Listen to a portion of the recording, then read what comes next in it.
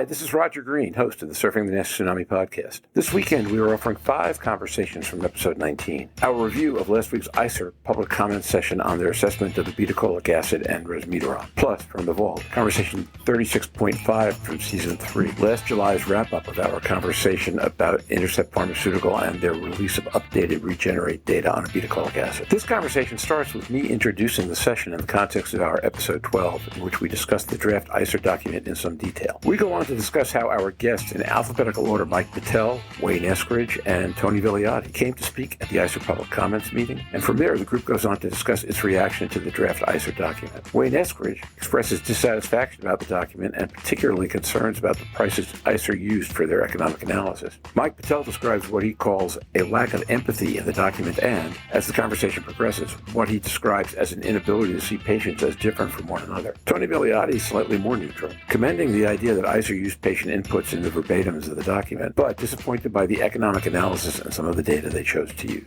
In our first conversation on the ICER preliminary report, GLI Vice President of Liver Health Programs Jeff McIntyre said he appreciated patients having a voice, but noted that that's not the same thing as having a vote. Patient advocates' comments in this conversation make it clear exactly how wide the gap between the two is right now. Fortunately, as Veronica Miller noted during our first ICER report episode, ICER reporting has no impact on FDA decisions, but, as we discussed during this conversation, it might have an impact on payers. Progress is a long journey, so let's all keep pushing. And while you do, listen, sit back, enjoy, learn, and when you're done, join the discussion in our LinkedIn discussion group.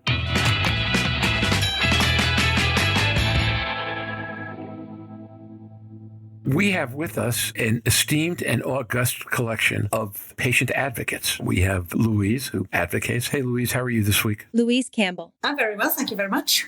Nice to see the guys. We were commiserating over the last couple of days that we could have the two most disappointing football teams in the Premier League, respectively, but mine is worse than hers. And then we have, in alphabetical order, my last name, Mike Betel. Mike, how are you today? Mike Betel. Excellent. Thank you for inviting me. Thank you for joining us. And Wayne Eskridge. Hi, Wayne. Wayne Eskridge. Hey, Roger. Good to be here. Greetings. Good to have you. And then finally, I guess at V, you're last in the alphabet a lot, but Tony Villiotti. Tony, how are you today? Tony Villiotti. I'm doing very well, Roger. Thank you. Okay, that's excellent. So today's episode is something of a follow-up on the episode that we did recently with Jeff McIntyre and Pam Danaher from Turns, where we talked about the draft of the ICER paper on Resmetirom and obeticholic acid. In the aftermath, like this past Friday, they collected public comments, and we have with us 3 of the folks who delivered public comments as part of that. This episode, we'll talk a little bit about how that came to be, how you view the document, what you said, why you chose to say that, and then we'll go on from there in whatever directions we do. So I think I'd like to start. I asked Tony this question, and how did you come to give commentary and be involved in the events of last Friday, each of you? I had interacted with ICER in the previous version when they studied OCA. So they reached out to me and asked me if I would be an interviewer for this one. And then when they announced that they were having patient advocates to speak, then I volunteered for that and became part of that panel. So I've sort of been engaged with the ICER thing for a while and had an opportunity to slip into that 5-minute slot. So it was,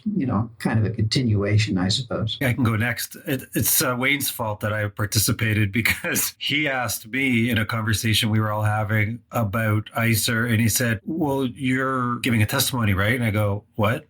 So why would they want me anyway? And then I looked into it and I asked, and I guess was there 5 of us, I think, that ended up testifying. So in my case, I was contacted by ICER late last year. They wanted to interview me about my experience as a patient. And, I did that, participated in a couple of discussions. And then subsequently, they asked me to be one of the speakers at the public input hearing. So had each of the 3 of you done anything like that before with ICER or elsewhere? Or was this a new experience? I have not. I have not. Yeah, I hadn't testified, but I had interviewed with them at their previous session. Okay, so I guess the place to start would be to ask what your feelings were about the draft document before we get into what did you say and why did you choose to handle it the way that you did. We did an episode on that here, but I'd be intrigued in your reactions. Well, that was a hard document, I thought. There's a lot of challenges to doing a price analysis when the prices aren't known. I was unhappy with some of the prices they used in their model. I didn't feel great about the document that I saw, so I was a little bit critical of the process. Well, critical of the process and the document are two different things. We'll come back and talk about all that in a minute. But other reactions to the document first, Mike, Tony? I'm going to talk about it later. I know it's the other discussion point, but what stood out for me was the lack of empathy towards patients and the journey that they have to go through and the struggles that they have to go through and how difficult it is to manage your own treatment and,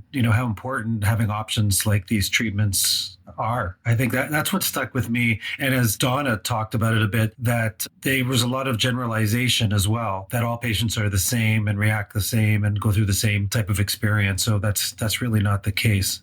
Okay. And Tony, your thoughts? Yeah, I kind of mixed reactions to the document itself. On the positive side, I was pleased they didn't include some patient input information into the verbiage of the document. I was very disappointed, though, in the economic analysis that they did. I thought they were really off base on the inputs they used. The source of those inputs was a study that excluded the vast majority of the population, including the people that were most affected. And the lack of empathy that Mike mentioned really rang through to me as well. That was less in the document and more in the actual discussion of the document during the session. Thanks, Tony. That was going to be my question. The document itself didn't strike me as something that was supposed to be empathetic. If you heard the episode, then I had significant problems with the document. I thought it was using data that was too old, and in some cases just flat out, they make statements that were wrong. Roger, so why did they include a whole section about what the patient's feedback was? Like that, to me, that seemed like their attempt to be empathetic and to say, hey, we listened to the patients. This is what they said. I'd have to ask them that question. It was a bit of a surprise to me that they did that in the first place. I mean, I don't know, Louise, you could talk more about experience of dealing with NICE, which is a different thing, but in some ways similar. I guess, Mike, maybe the truth is that I had enough problems with their data points. I mean, if you heard the episode, it's like I read the first sentence where they said that a quarter of the population has NAFLD, which is a 5-year-old number, and it's been rapidly progressing, and then talking about how the disease was asymptomatic, and I kind of felt like I was in one of those roller coaster rides where instead of creeping up to the top slowly and then the ride starts, where they buckle you in and you take off at 60 miles an hour, and I was like, whoa, I don't know what this ride is, but I don't know where the ground is. So I guess I might have gotten lost enough in the numbers that I didn't get to that. And now, back to Roger.